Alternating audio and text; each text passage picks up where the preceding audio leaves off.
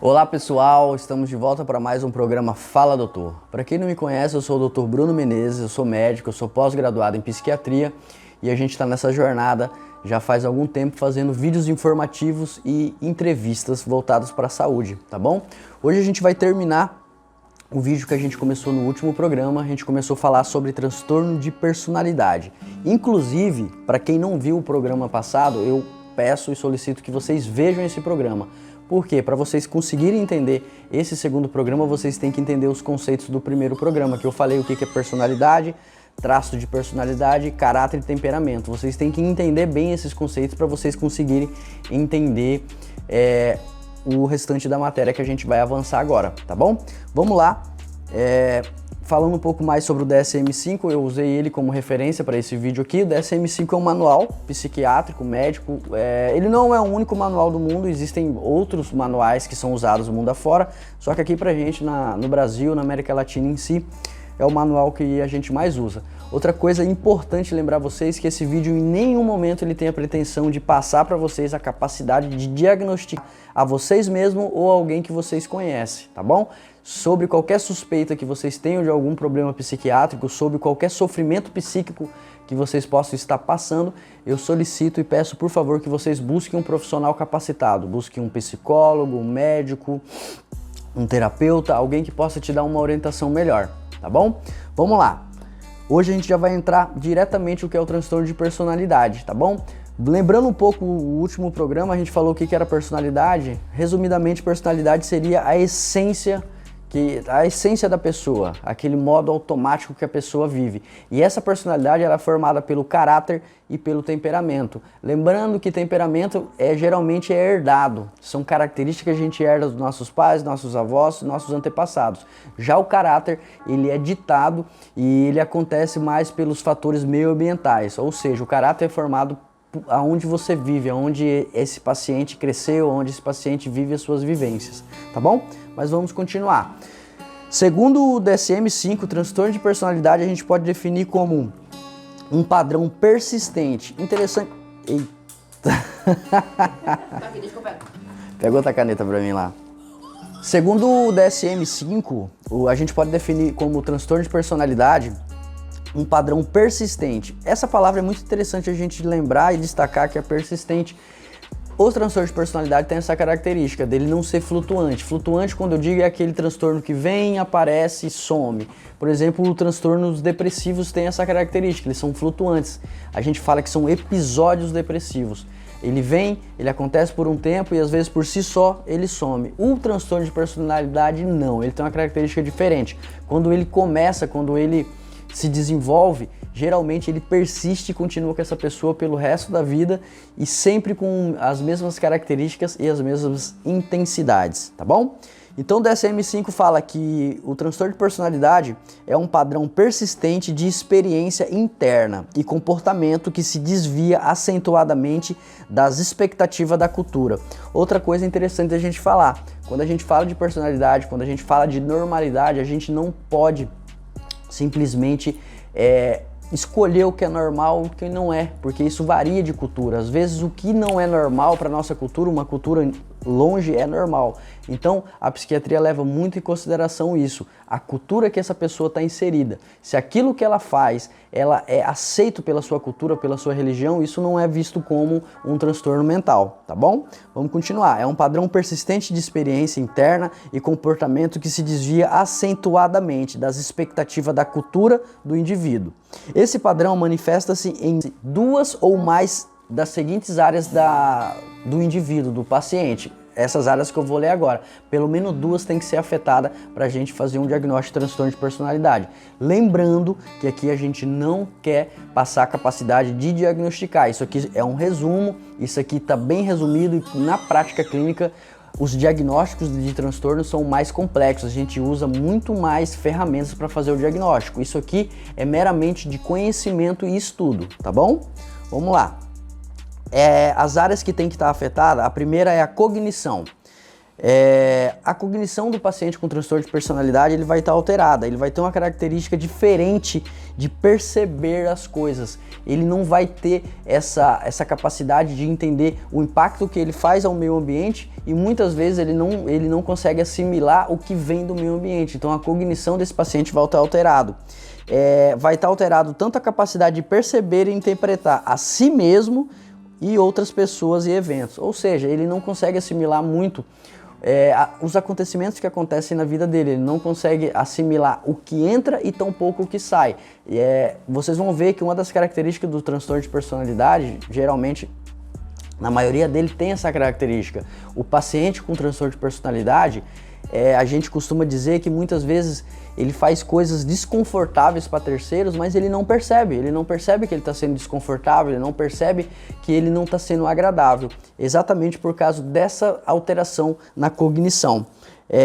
Também vai estar afetado a afetividade desse paciente, principalmente alguns transtornos têm muito alteração no afeto, principalmente, por exemplo, o transtorno borderline, que a gente vai ver na frente, eles têm muita oscilação de humor, eles têm muita intensidade nos seus sentimentos. Então, a afetividade, tudo que se fala em afeto, está alterado no transtorno de personalidade. E alterado como? A intensidade, igual eu falei, eu vou lembrar de novo o borderline, que é um dos mais conhecidos transtornos, ele exatamente essa intensidade, ele está muito alterada. A gente costuma dizer que o borderline ele é 8 ou 80, ele não consegue ter um equilíbrio, uma média. Ou ele gosta muito ou ele odeia muito, ou ele ama muito ou ele tem nojo daquilo. Ele não tem um meio equilíbrio, ele é 8 ou 80, exatamente por causa dessa alteração na afetividade. Também muda a labilidade emocional, geralmente esses pacientes têm muita labilidade emocional, não todos os transtornos, mas alguns deles você vai encontrar. E eles também não conseguem ter uma boa adequação à sua resposta emocional. Geralmente esses pacientes eles têm grande dificuldade para gerenciar os seus sentimentos, né? Os seus sentimentos internos, os seus pensamentos e suas sensações. Outra área que está afetada é o funcionamento interpessoal.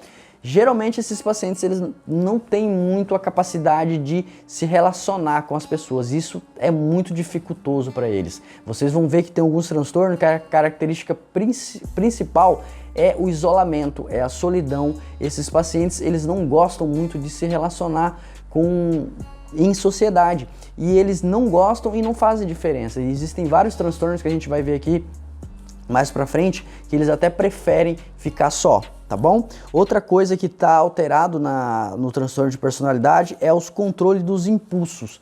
Eles são muito impulsivos. A maioria dos transtornos de personalidade eles têm essa característica, principalmente, por exemplo, o transtorno de personalidade antissocial, que é o psicopata.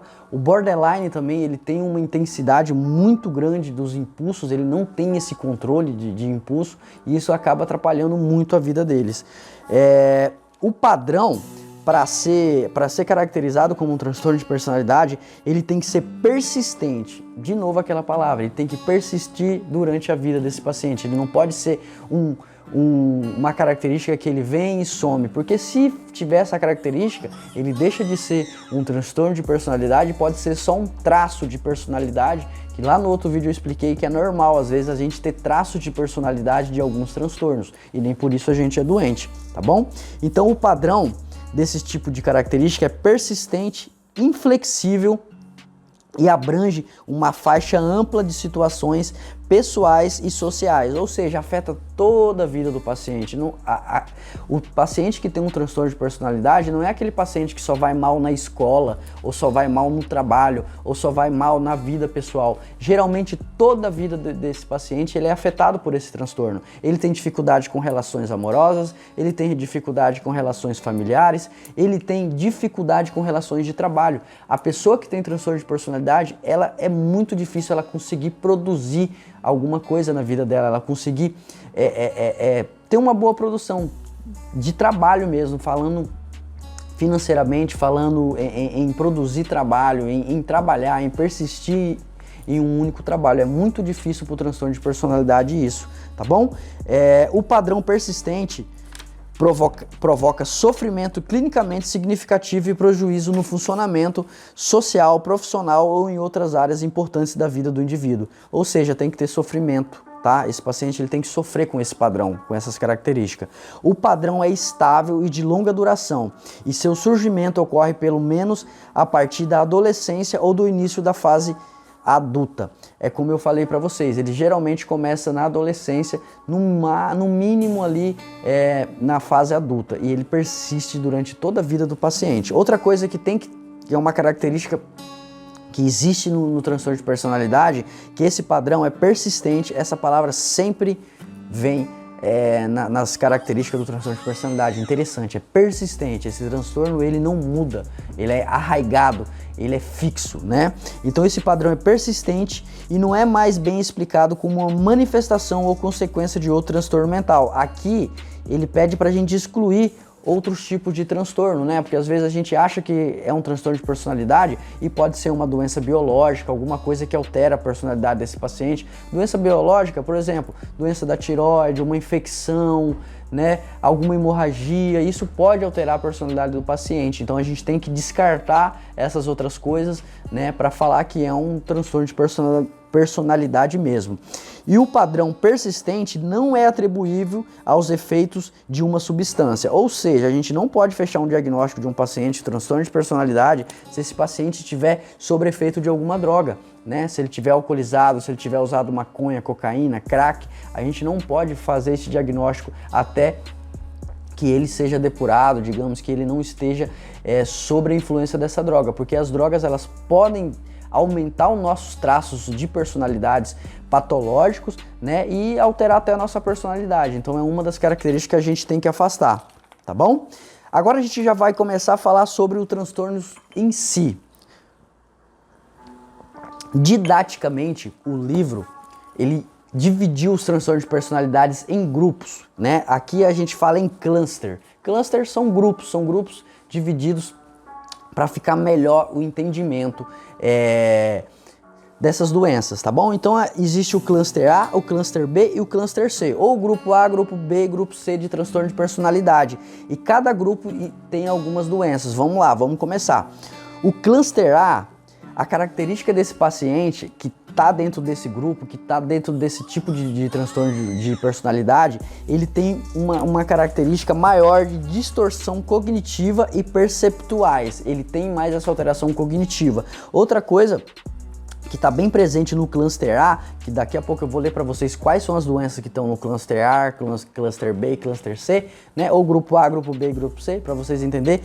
Uma das características também desses doentes do cluster A é que eles têm uns sintomas psicóticos mais ativos, eles têm esse tipo de psicose, de delírio mais acentuado do que os outros doentes, do que os outros grupos. Já o cluster B, a característica principal é a agressão, né? Os pacientes com transtorno de personalidade que estão no cluster B, geralmente eles são muito agressivos, e isso faz parte do transtorno de personalidade deles. Outra coisa também que está no cluster B, uma característica muito interessante da gente falar, as alterações comportamentais. Geralmente quem está no cluster B, os doentes do grupo B, dos transtornos de personalidade, eles têm muita alteração comportamental, tá bom? Terminando o cluster C, as alterações mais visíveis e mais intensas tá ligado ao afeto, tá bom? Eles têm muita alteração afetiva, alterações do humor, como eu falei para vocês. Lembrando o borderline, por exemplo, ele tem muita alteração do humor, ele tem muito transtorno do humor. E uma coisa interessante é que o transtorno de personalidade ele pode estar associado com um outro tipo de doença psiquiátrica. Não é impossível você encontrar, por exemplo, um borderline que é bipolar. Ele tem transtorno de personalidade borderline e ele é mais bipolar. Então é uma doença associada a outra, muito mais grave, que mostra uma característica, um quadro de doença muito mais grave, tá bom? E terminando aqui o cluster C, eles têm muita alteração afetiva, alteração do humor e uma ansiedade aumentada, tá bom? Depois que eu ler esses grupos, cada doença em si, eu vou falar um pouco de algumas delas. Eu não vou falar todas porque é muito, senão a gente não vai conseguir falar tudo aqui, vai ficar muito longo o vídeo, tá bom? Mas vamos lá. No cluster A, no grupo A dos grupos de transtorno de personalidade, estão os transtornos de personalidade esquizotípica, o transtorno de personalidade esquizoide e o transtorno de personalidade paranoide. São os três tipos de transtorno de personalidade que está no cluster A, no grupo A das doenças, tá bom? No cluster B, A gente vai encontrar o transtorno de personalidade borderline, o transtorno de personalidade antissocial. Esse antissocial é o mesmo psicopata. Uma coisa interessante aqui é que psicopatia não é o mesmo de transtorno antissocial. Não é o mesmo o psicopata que a gente está falando aqui. A psicopatia, ele é um transtorno de personalidade, uma variante do transtorno de personalidade.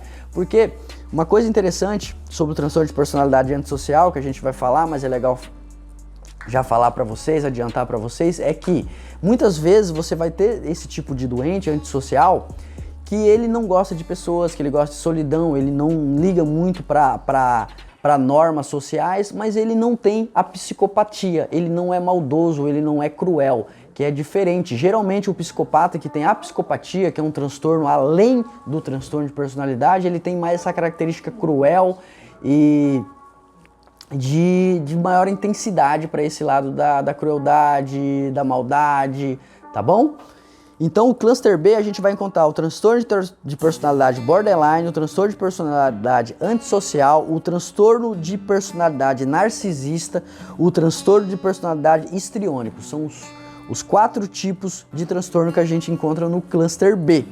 Já no cluster C, a gente vai encontrar o transtorno de personalidade evitativo, o transtorno de personalidade obsessivo-compulsivo e o transtorno de personalidade dependente, tá bom? Esses são os 3 clusters, são os 3 grupos que a gente divide os transtornos de personalidade segundo o DSM-5. Continuando aqui, esses são os 3 grupos que eu acabei de falar para vocês, que são as divisões dos transtornos de personalidade, o grupo A, o grupo B, o grupo C, que no livro a gente vai ver a referência cluster A, cluster B e cluster C, tá bom? Agora a gente vai avançar um pouco.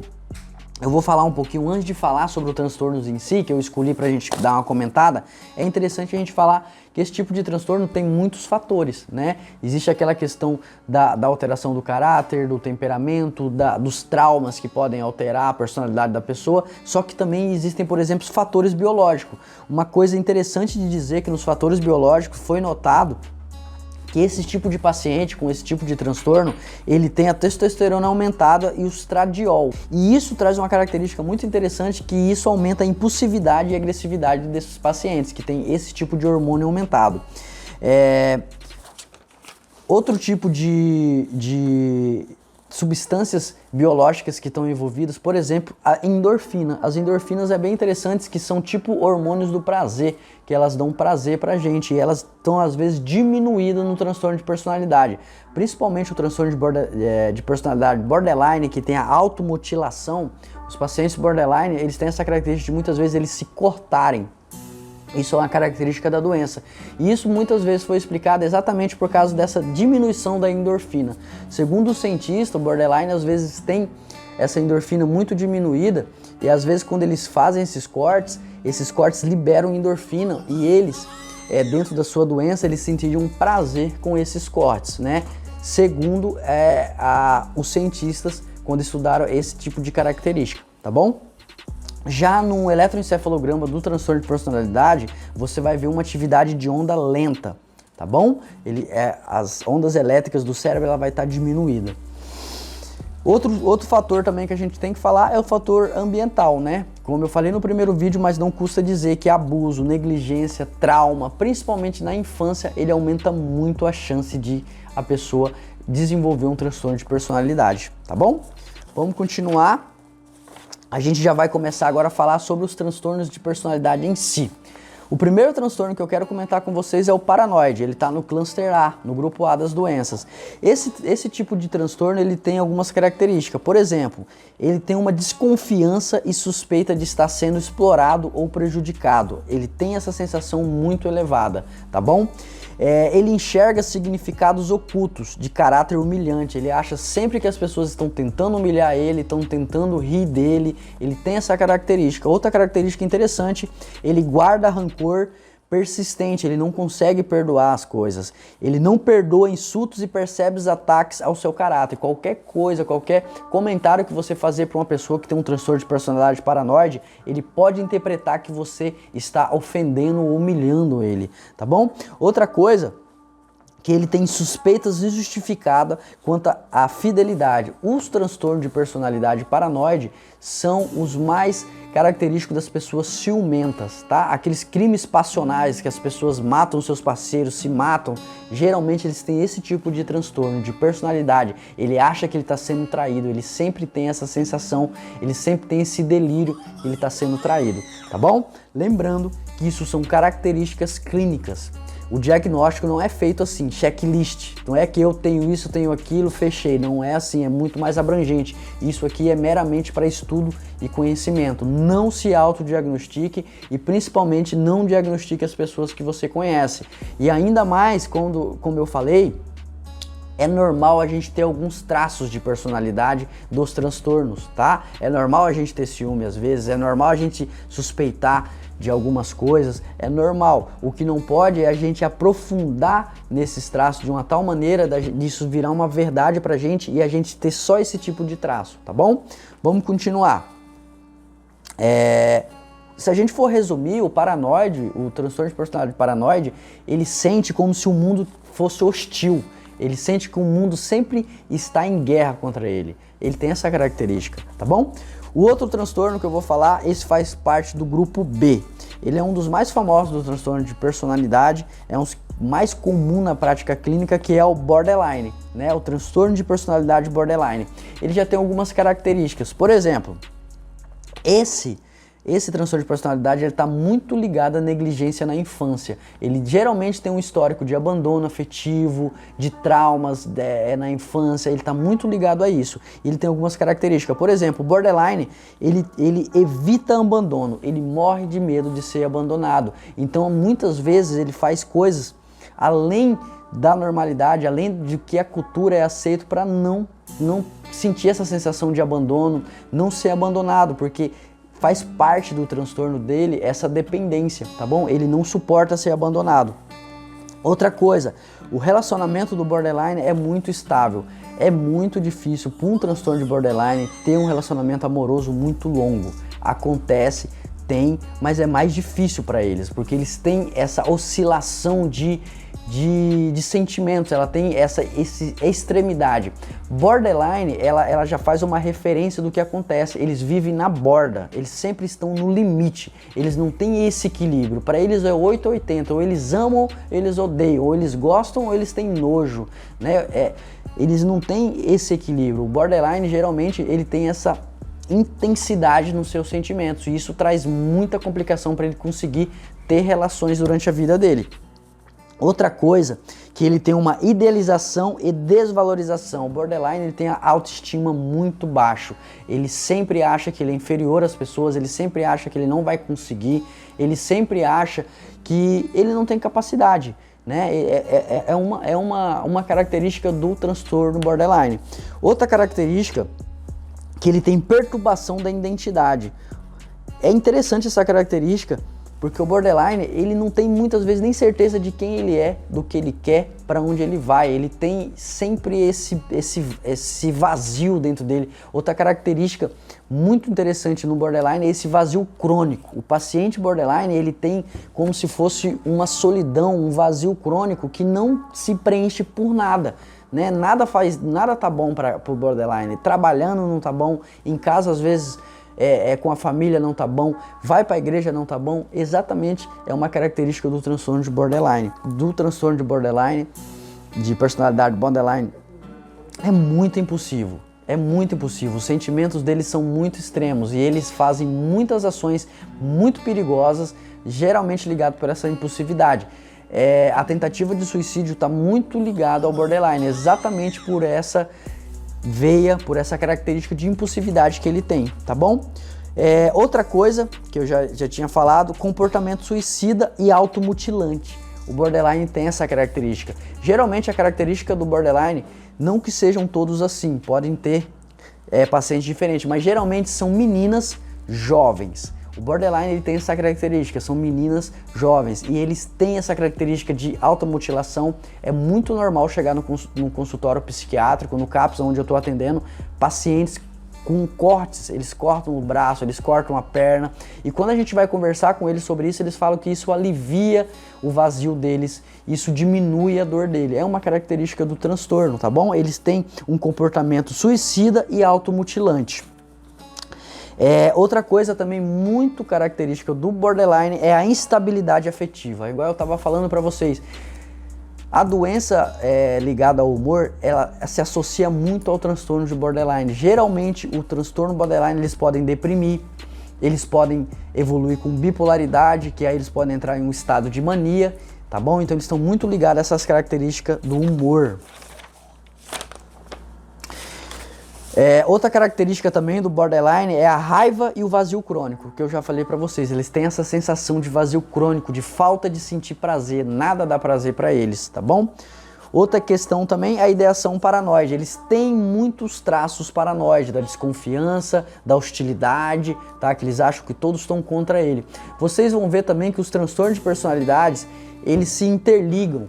Muitas características do paranoide você vai ver no borderline, que você vai ver no antissocial, que você vai ver no narcisista. Eles têm umas características similares e eles meio que se misturam. Por isso que o diagnóstico é tão difícil de se fazer, tá bom? O próximo transtorno que eu vou fazer é o transtorno antissocial, ou que está ligado ao cluster B, que está localizado no cluster B, no grupo B dos transtornos de personalidade.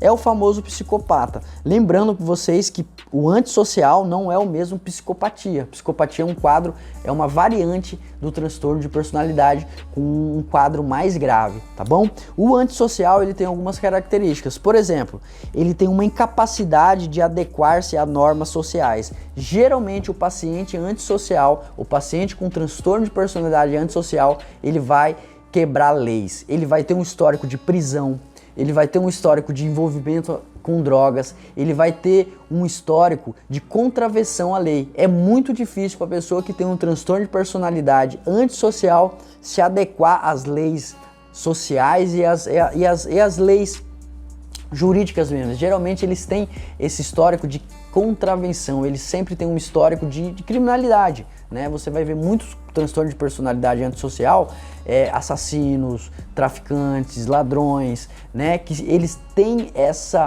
esse ponto, essa característica de não se adequar às normas sociais, tá bom?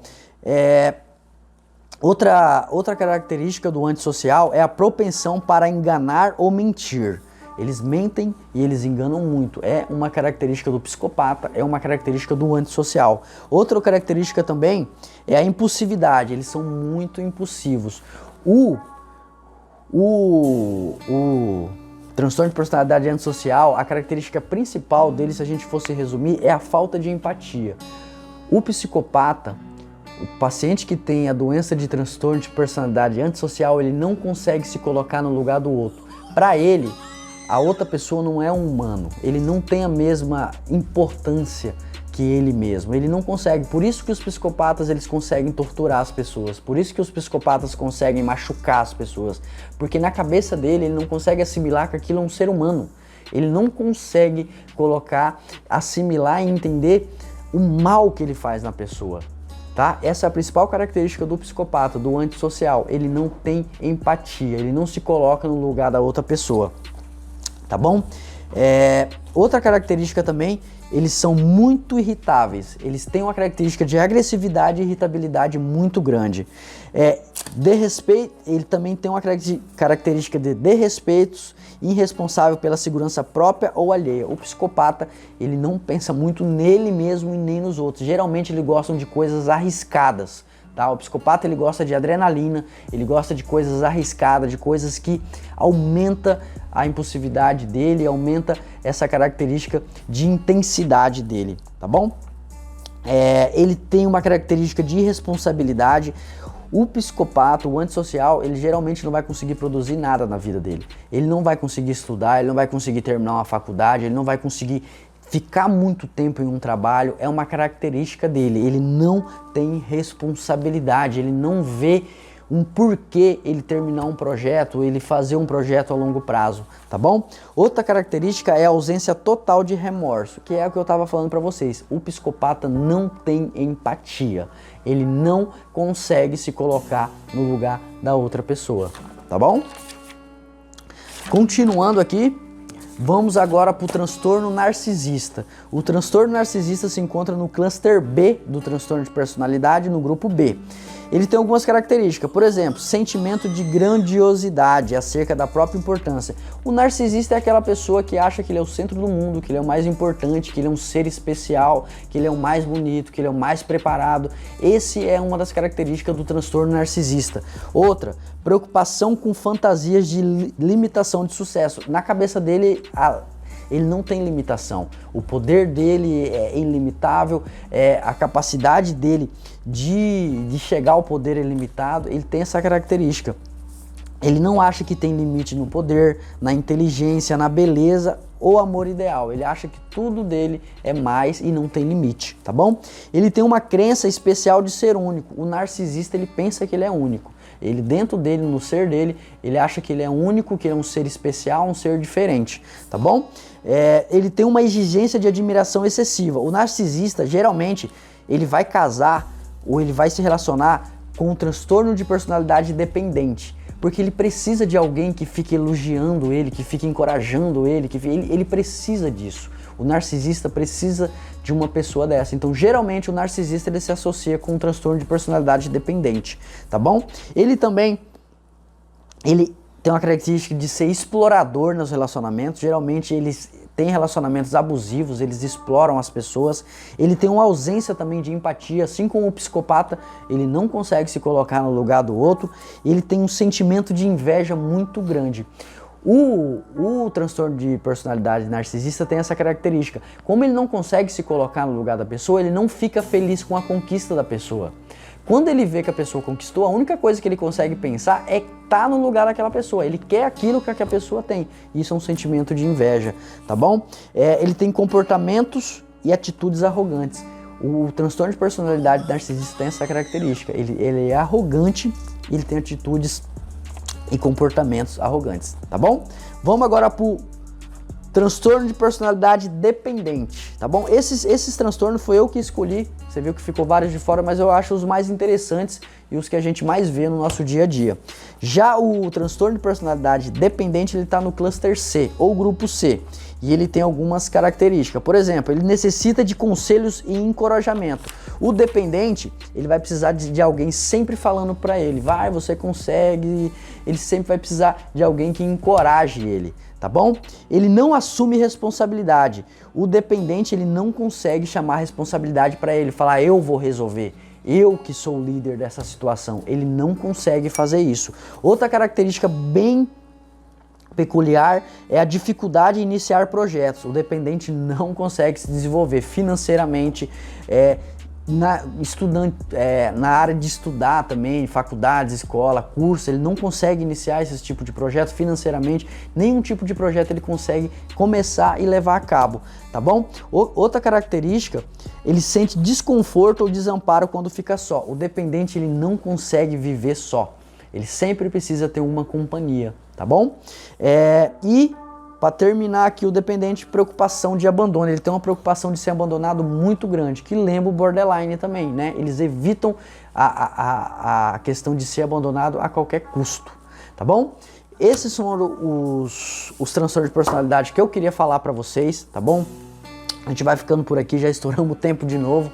Já foi mais de 30 minutos, mas é muito longo, como vocês percebem, é muito tema, tem muita coisa para falar, mas a gente vai ficar por aqui. Só para terminar, para me falar uma coisinha rápida sobre o tratamento dos transtornos de personalidade, na minha opinião e na opinião também do cientista, é um dos transtornos mais difíceis de se tratar na psiquiatria. Por quê? Porque é exatamente isso, mexe na personalidade da pessoa. Lembra que personalidade é a essência? Personalidade é a essência da pessoa. E não existe remédio no mundo que mude personalidade. Por isso que é tão difícil você tratar um narcisista, um borderline, um psicopata. É muito difícil. Remédio, nesse tipo de caso, a gente usa como sintomático, né? Por exemplo, o paciente está muito agressivo, a gente dá um acalmante. O paciente deprimiu, a gente dá um antidepressivo. O paciente ficou ansioso, a gente dá um ansiolítico. Mas para mudar o núcleo do transtorno de personalidade de si é muito difícil. Então, geralmente, o que mais faz efeito no transtorno de personalidade é a psicoterapia. Existe uma infinidade de psicoterapias, terapias cognitivas, comportamentais, terapêuticas, que fazem muito efeito. E isso tem que ser continuamente, tá bom? Pelo resto da vida, porque a gente vai ter que entrar na estrutura dessa personalidade e tentar ajustar ela, né? Porque remédio dificilmente vai ter cura nesse tipo de transtorno, tá bom? E não tem medicação no mundo até hoje que mude o nosso jeito de ser, que mude a nossa personalidade, que mude nossa essência, tá bom? Gente, por hoje é só, eu vou ficar por aqui. Muito obrigado por ter nos acompanhado até aqui. Até o próximo vídeo, espero que vocês consigam chegar até o final. Se precisarem, pausem, descansa um pouco, volta de novo para continuar com a gente, tá bom? O próximo vídeo, provavelmente, eu não sei ainda, talvez possa ser uma entrevista, talvez seja mais um vídeo informativo. Eu tô devendo para vocês ainda sobre transtorno bipolar, que foi um tema que eu falei que ia falar para vocês. Pode ser isso também, mas por enquanto eu não sei. Por enquanto a gente vai ficar por aqui. Muito obrigado e até a próxima.